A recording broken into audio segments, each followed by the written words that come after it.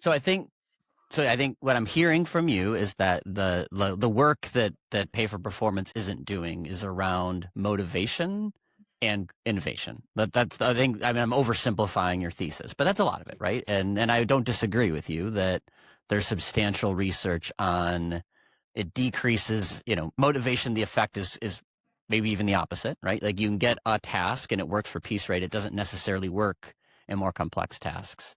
And I would innovation, I collaborate. actually, I would say collaboration too. Like I would add to that, Paul, because if I can only do 5 of these things and there's 2 people in the company that can sure, chase those things, then they don't collaborate to figure out and innovate how to find 7 or 8 or 10 of those. They fight over those 5. They don't can be for sure. collaborate. Or I try to figure out how I can go find a 6th one on my own Yeah. instead of finding 7 or 8, Yep. because that's how I get paid. So Yep. the collaboration piece is probably the part I think that's true too. on the Yeah. summaries, James, that I find the Yeah. biggest issue. Yeah, it hurts collaboration. Again, that's been proven in studies as Yeah. well.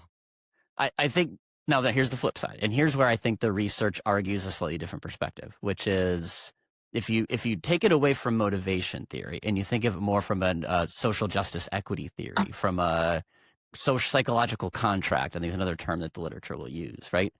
I want to feel like what I get is commensurate with what I give, right? And that's a known effect, and they've quantified that in the workplace.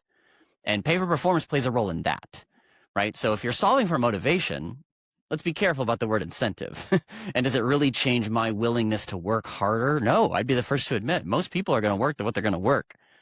But I do think in the workplace in particular, where it's already an economic contract, we're not all just holding hands and singing kumbaya. Like I took this job for a reason. It's an economic contract. And as a result, with that psychological framing, there is an important role in knowing that the inputs match the outputs.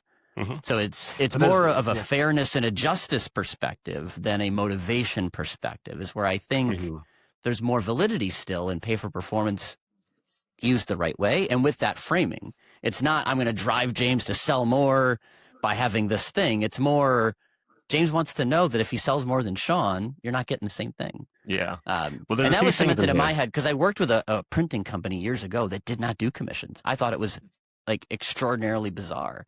And they were successful commercially, but sellers would be like, yeah, but it's not fair. Right. And I think fairness as a perspective is an increasingly important thing in a more transparent world with a more diverse workforce that cares about different things. So that's sort of my thought. Like, I think are we solving for the same problem when we talk about does pay for performance work? Fairness versus motivation aren't the same problem at the end of the day.